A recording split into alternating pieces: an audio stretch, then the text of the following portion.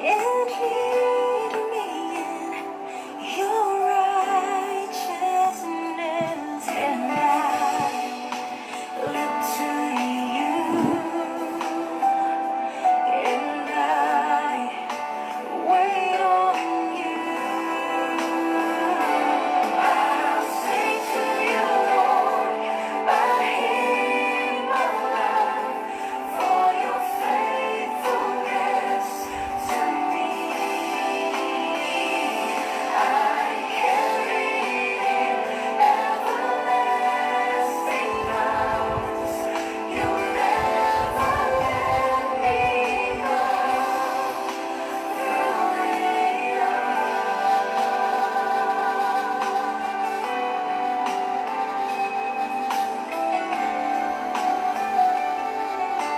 You are forever in my life. You see me through the seasons. Cover me with your hand and lead me in your righteousness, and I look to you, and I wait on you. I'll sing to you, Lord, a hymn of love for your faithfulness to me.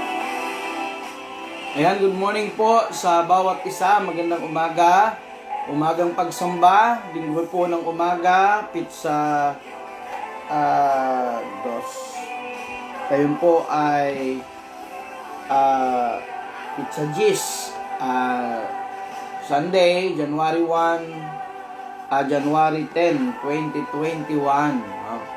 So, kumusta po kayo? Tayo po ay sama-sama sa ilang minuto na pagtunghay sa ating pong programang Umagang Pagsamba.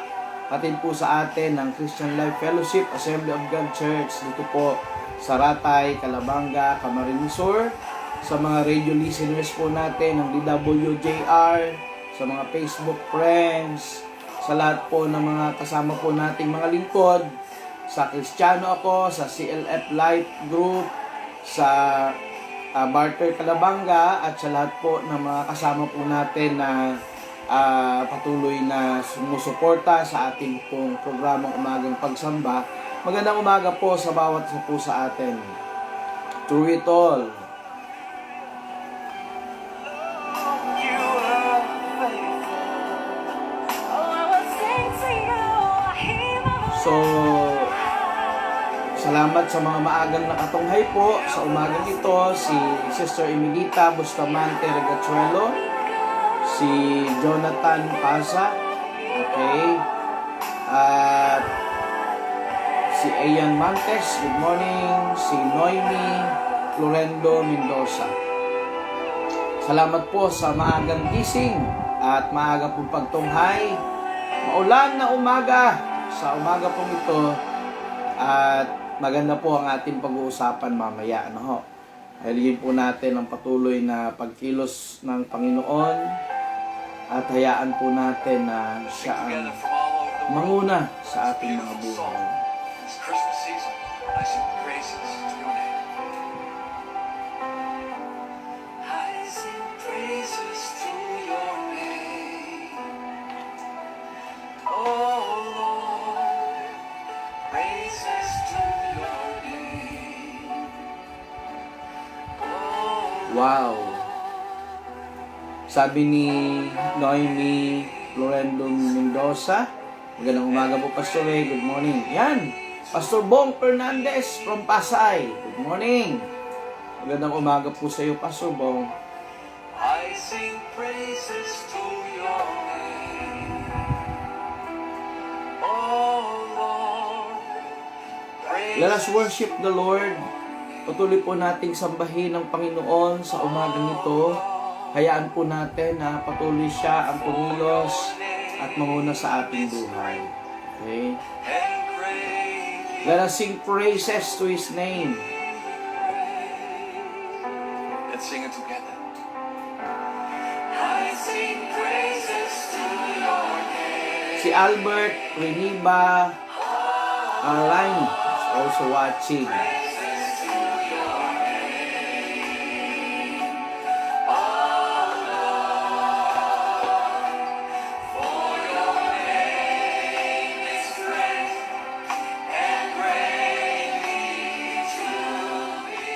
Siguro po sa pamagitan po ng awiting yan, tayo po ay magbukas sa pananalangin sa umagang ito. Lumalapit po kami, O Diyos, sa umagang ito, sa trono ng iyong biyaya. Salamat po, Panginoon, sa iyong pangunguna, sa iyong pagpapala, sa iyong pagsama sa amin. Lord, we sing praises to your name. We thank you for this morning that you have given to us. We thank you, Lord, because you are with us. Hindi mo po kami iniiwan, hindi mo po kami pinababayaan. Dalangin ko, Panginoon, sa maghapong ito, maging sa aming pagsamba, ay ikaw ang patuloy na kumilos, Panginoon. Sa lahat po ng mga friends, mga nakatunghay, mga kaibigan kong pastor, mga classmates, at lahat po ng mga kaibigan ko sa Facebook na nanonood at magsishare po nito. I pray, Lord, na patuloy mo silang pagpalain, patuloy mo silang samahan, patuloy kang kumilos at patuloy kang manguna. Maraming pong salamat, Panginoon, purihin ka. Ito po ang aming panalangin sa tayong pangalan ni Jesus. Amen, amen, amen. Hallelujah. From a slum area, maybe you look from a very big mansion, you're so lonely in your heart. Jesus Christ, the Master, is born to save you, to heal you, and to give you peace. Just Let us sing praises to His one more time this name. beautiful song. I sing praises to your name, and Jesus will touch you wherever you are. Let's sing it together. Lift your voice. I sing praises to your name.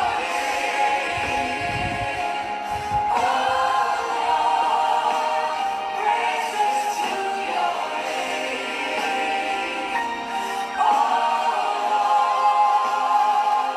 For your name is great and greatly to be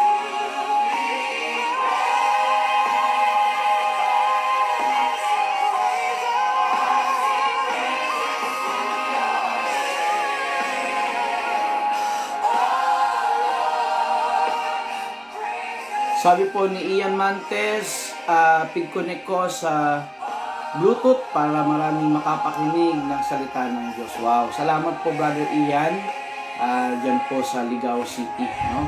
Good morning, pagpalain ka po ng Panginoon at patuloy kang samahan ng Panginoon. So, tayo po ay magsimula na po ng pag-aaral ng salita ng Diyos.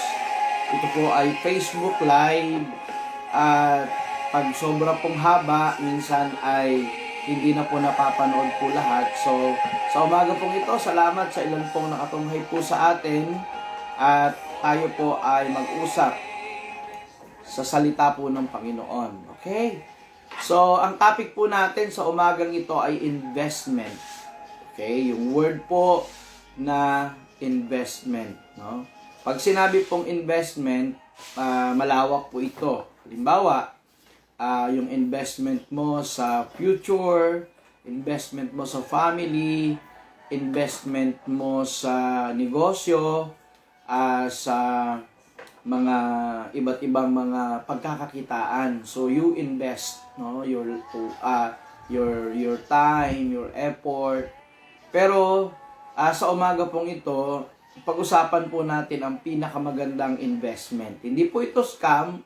Kasi meron din pong mga tinatawag na investment scam, no? Hindi po ito scam, but it will take your future, and not only your future, but your eternity, no? So, sometimes we invest in so many things, no?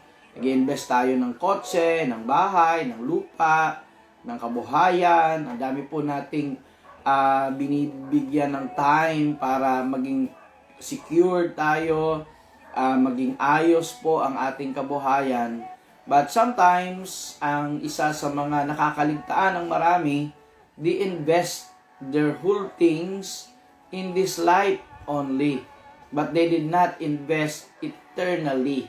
what is most, hindi po itong mga bagay po dito sa lupa, kundi maging sa eternal security na ibinibigay po sa atin po ng Panginoon. Kaya sa umaga pong ito, pag-usapan po natin yung word po na investment, how to invest your life to God. Paano po natin i-invest yung ating buhay sa Panginoon? Kasi I know and I do believe you are so much more investments in their lives.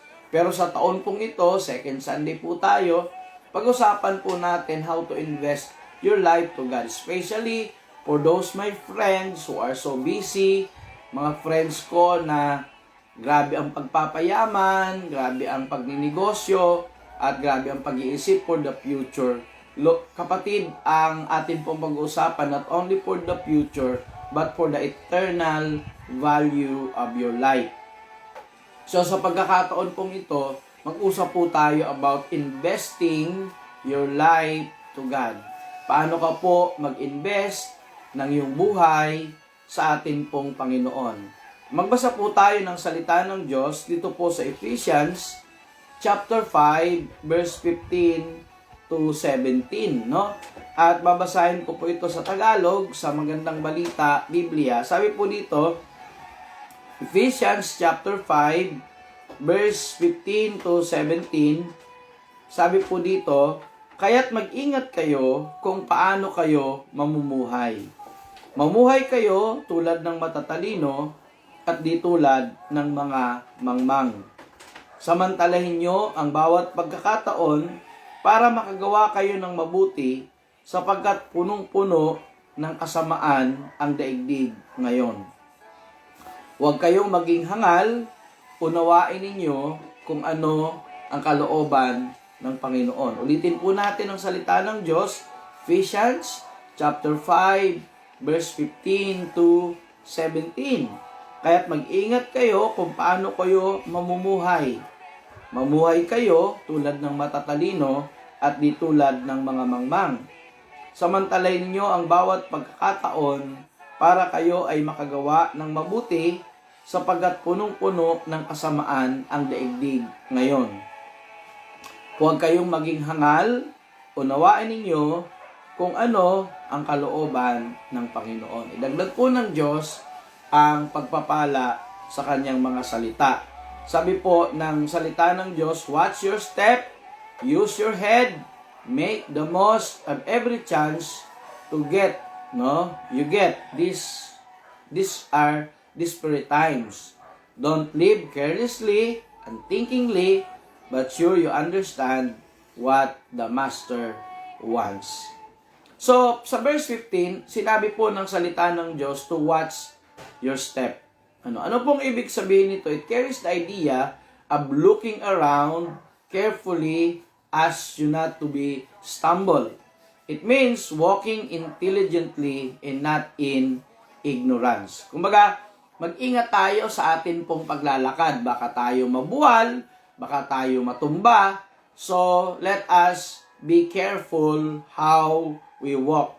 So, it means we must walk intelligently and not in ignorance. Okay?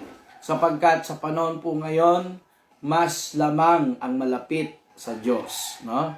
Sabi ng iba, mas lamang daw ang may alam. Pero ako po, sasabihin ko po sa inyo, mas lamang ang malapit sa Diyos. God wants us to be wise and understand what is His will in our lives. Nais po ng Diyos na maging matalino po tayo at malaman po natin kung ano ang kalooban ng Diyos sa ating mga buhay. As we obey His will, we buy up to the opportunities, sabi ng verse 16, to redeem the time because the time is evil. Okay? Do not waste your time, do not waste your energy, do not waste your money, do not waste your talent that is not in accordance to His will. Minsan, nagagamit natin yung ating oras, ating energy, ang ating pera, ang ating talento, na sa mga hindi kalooban ng Panginoon. Pero right now, this year, 2021, let us start to invest all our life in God's will. Sana po gumawa po tayo at lumakad po tayo, kumilos po tayo na ayon po sa kalooban po ng ating Panginoon. Ngayon po umaga, pag-usapan po natin paano po tayo mag-invest ng mga valuable asset natin na ibinigay sa atin ng Diyos. Morning, we're going to talk about how we can invest the most valuable assets that we have been given in our lives. No? How to invest my life to God? Ang tanong, so pastor, sabi mo po, marami akong mga naging investment. And maaaring tanong mo ngayon, how you can invest your life to God? No? Paano po natin ma-invest po yung atin pong buhay sa Panginoon? Number 1, sabi ng verse 16, ito po, samantalay ninyo ang bawat pagkakataon na kayo'y makagawa ng mabuti sapagkat punong-puno na ng kasamaan ang daigdig ngayon. Number 1, invest our lives wisely. Invest our lives wisely. Ano pong ibig pong sabihin?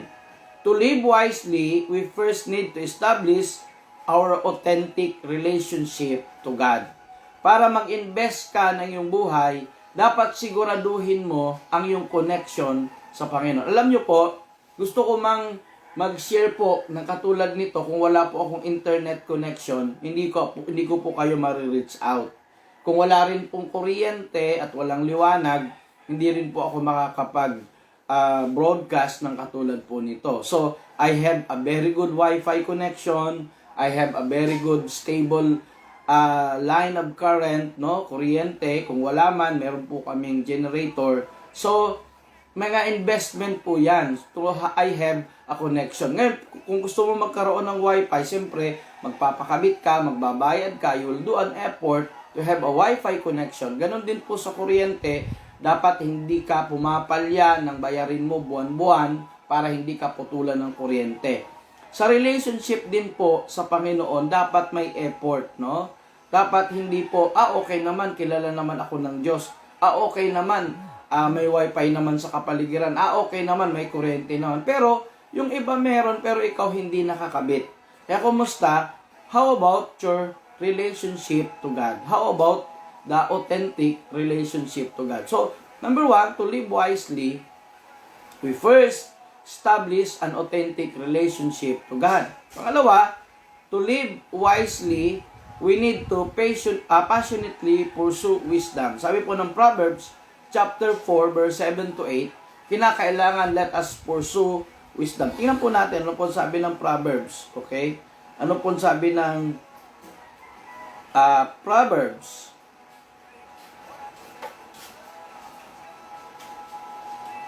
Kawikaan chapter 4, Proverbs chapter 4, okay? Then, sabi po ng 7 to 8, sabi po dito, unahin mo sa lahat pagtuklas ng karunungan, okay? Unahin mo sa lahat, 7 to 8, unahin mo sa lahat pagtuklas ng karunungan, ito'y pilitin mong mata mo kahit gaano kamahal. Karunungay pahalagahan at ikay itataas. Bibigyan ka ng karangalan kapag iyo ay niyakap. So yung karunungan daw, unahin mo, hanapin mo kahit mahal, kahit mahirap, gawin mo. So ito po, we need to live wisely and we need passionately understand wisdom. Okay? Then, ganito rin po, to live wisely, we need to embrace an accurate moral code. Yung pong morality, no? Yung pong ginagawa po natin na morality, we need to be better in our lives. Maging mabuti po tayo. Then, ganun din po, to live wisely, we need to build a life plan that is consistent to God's plan. Kung gusto po nating mamuhay na matalino, okay, dapat din po tayo mag-build ng isang buhay na aayon sa kalooban ng Panginoon. Proverbs chapter 19, okay, sabi po ng Proverbs chapter 19 verse 21, sabi po ng salita ng Panginoon, okay, ang isang tao ay maraming iniisip, maraming binabalak, ngunit ang kalooban din ni Yahweh ang mananaig. Okay? Sabi po sa Proverbs 19:21, ang tao'y maraming iniisip, maraming binabalak, ngunit ang kalooban din ni Yahweh ang nananaig. Yan. Marami po tayong plano. Marami po tayong mga balak. Marami po tayong gustong gawin. Pero palagi pa rin po na ang kalooban ng Diyos ang nangyayari. Okay? So, number 1, to invest your life to God is invest your lives wisely. Okay? So, pangalawa, invest on things that will last. Yan. Hindi po panandalian kasi minsan may mga investment tayo kaya na-scam po tayo kasi yung mga investment po natin ay panandalian. Ngayon po, tinuturuan po tayo ng investment na pangmatagalan. Okay? Pangalawa, invest on things that will last. Ano po sabi ng Matthew chapter 6? Matthew chapter 6, verse 20 to 21, ito po ang sabi ng salita ng Panginoon. Matthew chapter 6, verse 20 to 21, sabi po dito, 19, huwag kayo mag-impok ng kayamanan dito sa lupa. Dito ay maraming insekto at kalawang at nakakapasok na magnanakaw. Sa halip, mag-impok kayo ng kayamanan sa langit, do'y walang naninirang insekto at kalawang at walang nakakapasok na magnanakaw. Sapagkat kung saan naroon ang inyong kayamanan, naroon din ang inyong puso. Wow! Kaya, minsan, nabibigo tayo, dami nating investment, nabibigo tayo. Pero sabi daw, sa halip daw, tayo po ay mag-impok ng kayamanan doon sa langit. Ano ibig pong sabihin?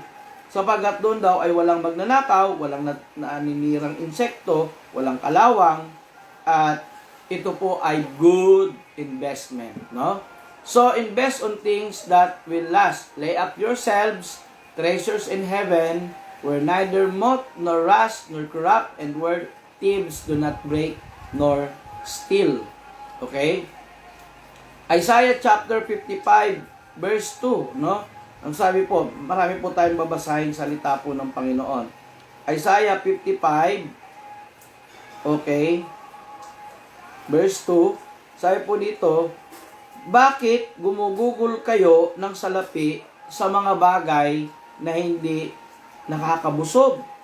Bakit ninyo inuubos ang perang kinita sa mga bagay na sa inyo ay hindi nagbibigay ng kasiyahan? Makinig kayong mabuti sa akin at sundin ang utos ko at matitikman ninyo ang pinakamasarap na pagkain. Wow! No? Maganda po ito, salita po ng Panginoon, mga kapatid.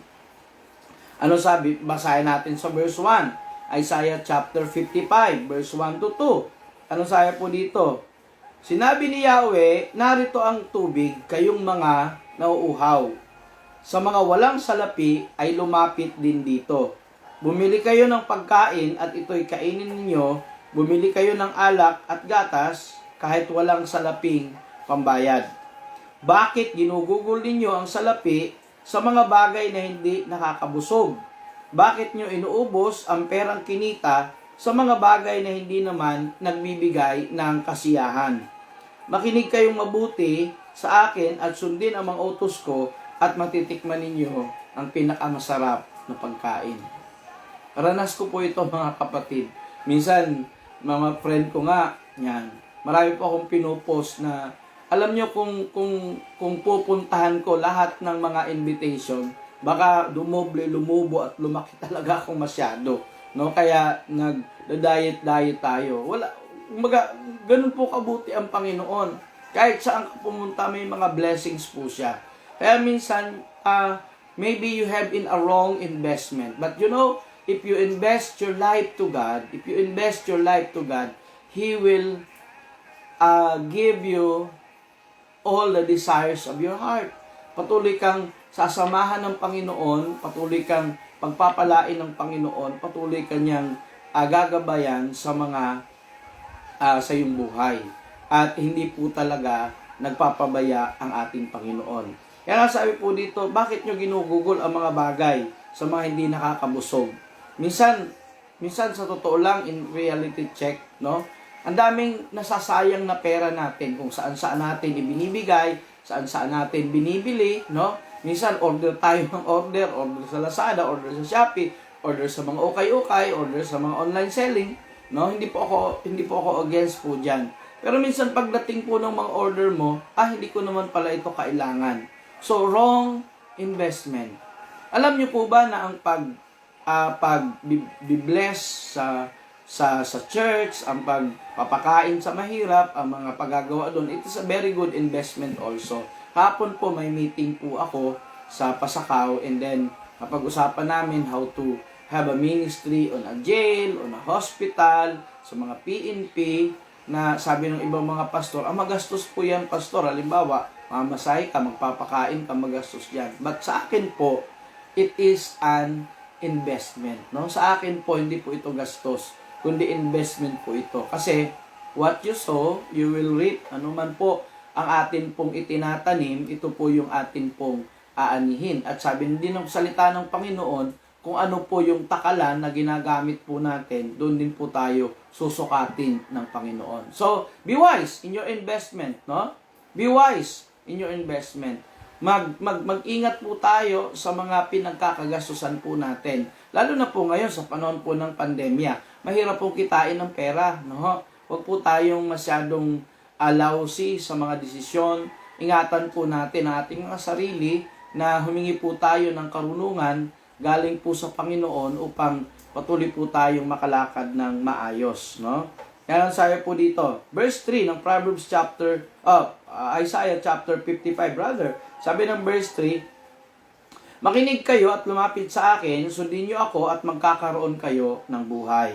Isang walang hanggang kasunduan ang gagawin natin, patitibayin ko ang aking walang hanggang pag-ibig kay David. Masdan ninyo, ginagawa ko siyang saksi sa mga bansa, pinuno at tagapagmana ng bayan. Alam niyo po ba yung connection po ni Lord kay David? It is a very good thing, no? Na ang promise ni Lord na hindi mawawala sa kanyang angkan yung maghahari. And until the time na si Lord Jesus ay naipanganak, in sa lineage po siya ni David. Ibig sabihin, what God has promised, He promised, no?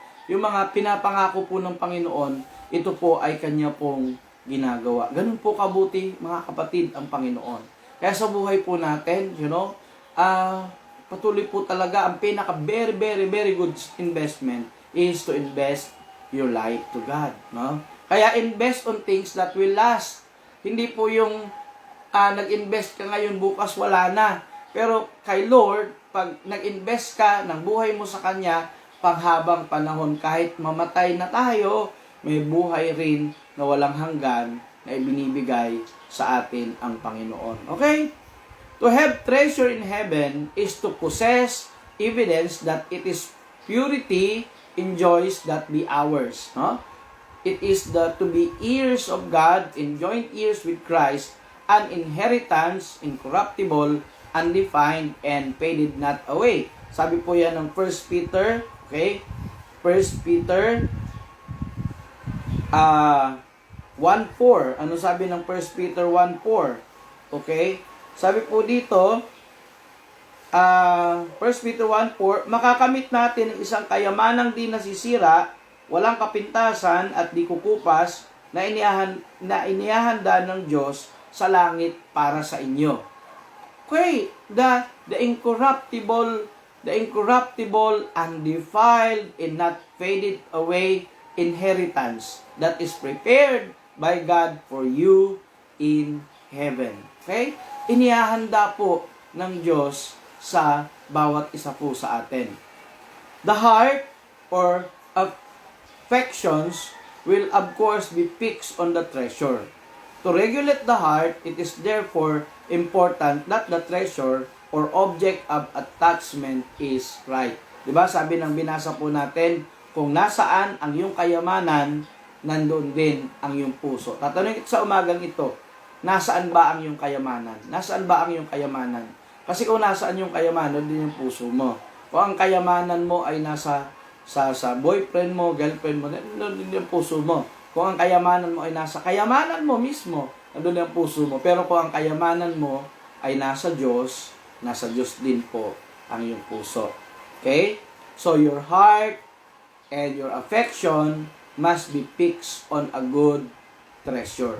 Okay? To regulate the heart, is therefore important that the treasure or object of attachment should be right. Okay? So sabi po ng Isaiah chapter 55, may invitation kasi siya, no? Sabi ng Isaiah 55 verse 6 to 13, meron po siyang invitation. Tingnan po natin. Sabi po dito, Isaiah chapter 55 verse 6 to 13, seek the Lord while he may be found. Call him while he is near. Verse 7, let the wicked forsake his way, and the unrighteous man his thoughts, and let him return unto the Lord, and he will have mercy upon him. And to our God, he will abundantly pardon. Sabi ng 8, for my thoughts are not your thoughts, neither your ways are not my ways, says the Lord. Kasi sa verse 9, for as the heavens are higher than the earth, so are my ways higher than your ways, and my thoughts than your thoughts. Verse 10, for as the rain cometh down, and the snow from heaven, and retort not thither, but watereth the earth, and make it bring forth bud, and may give seed to the sower, and bread to the eater.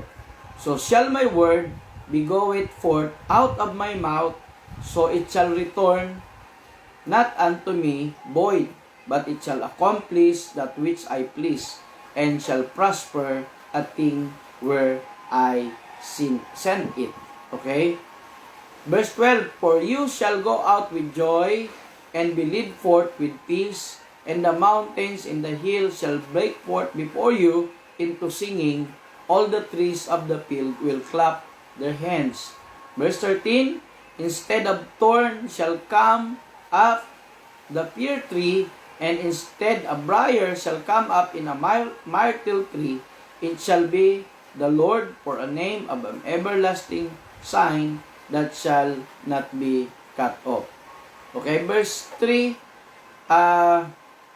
pangatlo po na investment, pangatlo po sa investment po natin, don't waste on things that are temporary. Don't waste on things that are temporary. Ibig sabihin, huwag po tayong magbigay ng mga bagay na hindi po mahalaga. Anong sabi po ng 1 Corinthians? Tingnan po natin ang salita po ng Panginoon. 2 Corinthians 4:16 to 18. 1 Corinthians chapter 4 verse 16 to 18, sabi po dito ng salita ng Panginoon. Sabi dito, kaya't hindi kami nasisiraan ng loob, kahit na humihina ang aming katawang lupa, patuloy namang lumalakas ang aming espiritu araw-araw. Ang bahagya at panandali ang kapigati ang dinaranas namin ngayon ay magbubunga ng walang hanggan at walang katulad. Verse 18, kaya't ang paningin namin ay nakatuon sa mga bagay na hindi nakikita at sa mga bagay, hindi sa mga bagay na nakikita. Sapagkat panandalian lamang ang mga bagay na nakikita, ngunit walang hanggan ang mga bagay na hindi nakikita. Ulitin ko po. Sabi dito, verse 18, kaya't ang paningin namin ay nakatuon sa mga bagay na hindi nakikita. Okay? Sapagkat panandalian lamang ang mga bagay na nakikita, ngunit walang hanggan ang mga bagay na di nakikita. Wow! Sabi dito, for which cause we faint not, but though our outward man will perish, yet our inward man is renewed. The perishing and the renewed mind. Ito po, tumatanda tayo, nangihina tayo, nagkakasakit tayo, nabubungi ang ating mga ngipin, nalalagas ang ating mga buhok, nangihina tayo, kasi iyan po ay kasama ng atin pong pagtanda, kasama po yan. Pero sabi doon, bagamat humihina ang ating katawang lupa, lumalakas naman ang ating espiritu. Alam niyo po, hindi po sustained ang ating isip, hindi po sustained ang ating lakas. As maari sa mga kabataan, nandyan po lahat ang lakas na nais nila, no? Nandyan pa rin po ang mga strength. Pero kahit sabi po ng Isaiah chapter 40 verse 31, no? Sabi niya, ang mga kabataan ay nangihina at nanlulupaypay din. Subalit ang mga nagtitiwala sa Panginoon ay magpapanibagong sigla. Ang lakas nila ay matutulad sa agila. Sila'y lalakad ng lalakad at di mapapagod. Sila'y tatakbo ng tatakbo at hindi manghihina. Kaya po, sabi po dito, the perishing and the renewed man. Maaring nanghihina po tayo, not in spirit, but in the flesh, no? At may marami din pong mga bagay na nababalitaan tayo, nakakapagbigay din po sa atin ng mga kapanghinaan. Pero sa totoo lang, nandyan po palagi ang salita ng Panginoon. So, the inward man is one simple, definite thing. It is the wherein the living Christ dwells through our faith. So, day by day, the true Christian soul's inner life grows deeper, stronger, and richer. Ang totoo daw po na Kristiyano, ang inner man niya, habang tumatagal siya ng Panginoon, his life, his inner life, must be grow deeper, stronger, and richer. In this way, in no other, the believer is able to look calmly and change his mortality on the fight of a time, the advance of age, on pain and infirmity, on disorder, or in death itself. No? So, nagiging advance po yung atin pong mga kaisipan, na kahit ano po ang nangyayari sa ating kapaligiran, namumuhay po tayong payapa, sapagat alam natin, may mabuting investment tayo. Ano po example mga kapatid? Di ba? Ay, okay lang na pag may namatay sa amin, may St. Peter naman ako. Ay, meron naman ako nabayaran na ng pansyong, ng libingan. Di ba? May SSS naman ako, may PhilHealth naman ako, may hospitalization naman ako, may insurance naman ako. Yung mga tao pong gano'n na sinasabi nila na may mga investment sila sa gano'n, payapa sila. Halimbawa, di ba? Pag mau ospital, walang problema, may hospitalization naman ako. Ay, yung iba naman, sasabihin, ay, may libingan ako, may kabaong ako, gold pa, no? Wala akong problema kasi pinag-investan ko na ngayon. Sasabihin ko po sa inyo, good investment po yan. Pero ang tanong, paano doon sa mga walang PhilHealth, walang SSS, walang St. Peter, walang St. Paul, yan. Dito po sa Kamsur, pag mga saint, may ibig sabihin. Pag St. Peter daw, kabaong.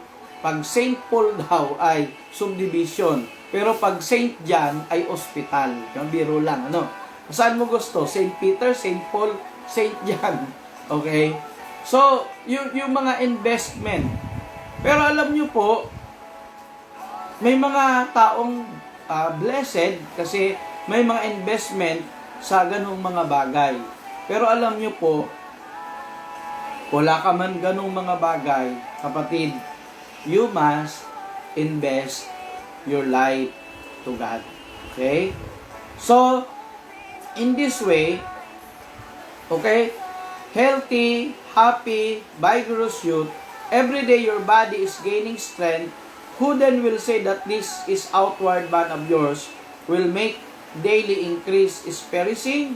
So the clock says with every second stroke. Maaring sinasabi mo ngayon, Pastor, malakas pa ako. Maaring sinasabi mo ngayon na, Pastor, wala namang problema, good health, maganda yung lakas ko. Pero tik-tak, darating pong araw, ng lakas mo ay manghihina, magkakasakit ka. Ako po, pag nagsasalita po ako sa burol, meron po akong 4 na sinasabi na hindi po may iwasan ng tao. 4 things that man cannot evade. Number 1, sickness. Hindi mo pwedeng maiwasan ang karamdaman. Sino po ba sa inyo ang hindi man lang nilagnat, hindi man lang nagkasakit? Baka nga yung iba sa inyo may simptomas na ng COVID, hindi lang nagpapa-check up, di ba? Pangalawa, pagtanda. Hindi mo pwedeng maiwasan ang pagtanda. Tatanda ka rin. Ang sabi ng iba, kalabaw lang ang tumatanda. Pero sa totoo lang, tatanda ka talaga. No? Magkakaedad ka. Ano pa? Pangatlo, na hindi po natin maiwasan, kamatayan. No? Lahat po ay darako po sa kamatayan.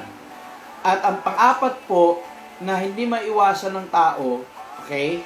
Ang pang-apat na hindi maiwasan ng tao ay paghuhukom. So, pagkakasakit, pagtanda, kamatayan, at paghuhukom. Ang apat na bagay po ito ay hindi mo may iwasan. Pero ang maganda, kahit haharapin mo ang mga bagay na ito, ang pinakamaganda, harapin mong kasama ang Diyos. Okay? Harapin mong kasama ang Diyos at ikaw ay kanyang pagpapalain. Okay? So, here is the comfort for your old age. You have found that long-worn, tired body of yours less prompt than it used to be bidding of your will. Newness of life. If man is renewed day by day, there will be something new for him to learn, some fresh experience for him to tell. The world will be a new world. The Bible will be the new Bible. That Christian fail but do not faint. Our lives are stories of failure as well of successes, no? So yung buhay po natin, ito po ay buhay ng failure and successes. Pero ang pinakamaganda talaga, you invest your life to God. That Christians die, but do not faint. Physical weakness and decay will come, but the outward man must perish. What are you living for? Living for the moment or living for the eternity? Ito po yung pinakamagandang tanong. Paano ka ba nabubuhay? What are you living for? Living for a moment or living for eternity? Maraming mga tao po na living for a moment lang. Baga, hindi sila nag-iisip ng future. Hindi sila nag-iisip ng investment. Hindi sila nag-iisip ng ano ba ang pwedeng dumating. Mga kapatid, I encourage you not only to live for a moment, but live for eternity. So, make sure you understand what the Master wants. Babasahin ko po itong Matthew chapter 22, verse 37 to 39. Ano po sabi po dito? Sabi po dito, love the Lord your God with all your heart, with all your soul, with all your mind. This is the first commandment, and the second commandment is, verse 39, love your neighbor as yourself. It is a good investment. Number 1, to love your God. Number 2, to love your neighbor. Romans chapter 12, verse 1 to 2, sabi po dito, therefore, I urge you, brothers, in view of God's mercy, to offer your bodies as a living sacrifice, holy and pleasing to God. This is your spiritual act of worship. Do not conform any longer to the pattern of this world, but transformed by renewing of your mind. Then you will able to test and approve what God's will is, His good, pleasing, and perfect will. God bless po sa bawat isa. So, you must invest your life to God. Maybe you have many investments. Pero what the most matter is, you must invest your life to God. Good morning.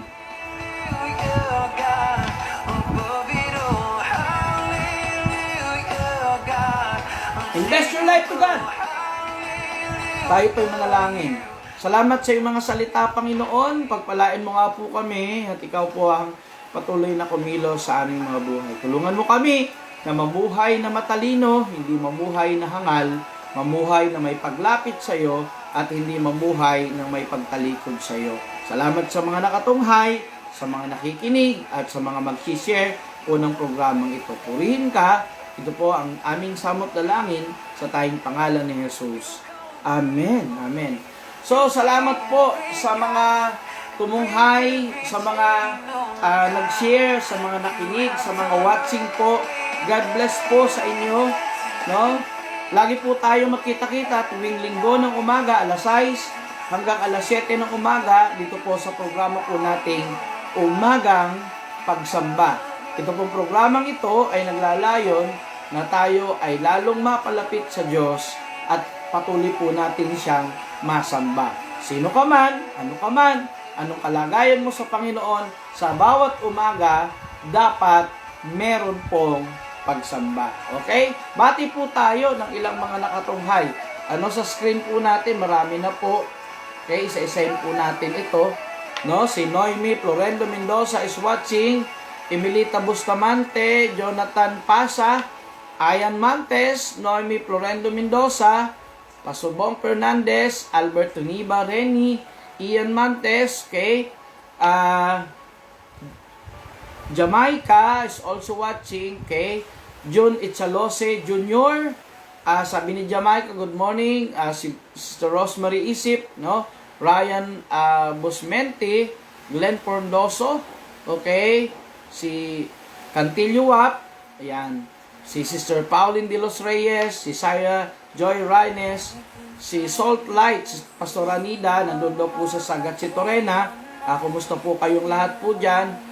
June Salvador, Sister Georgita Santiago, yan, salamat po Sister Julie, yan, Fulgencio Jem, Sister Jem, salamat, regards to all sa Light of the World, Valenzuela, good morning po, okay, si Brother June Salvador, Julissa Lahera, Lourdes Hernandez, Eddie Shea, okay, Emilita Bustamante Rigachuelo, Pastor Adel Delia Labaro, yan, Pastor Alvin, Cuaro Quinton, Loreto Ramos, good morning, yan, Noemi Florendo Mendoza, si Ian Kitalig, okay, good morning, salamat, sabi po ni Mr. Noemi, thanks pas sa message sa tamang investment na dapat gawin. Wow, praise God.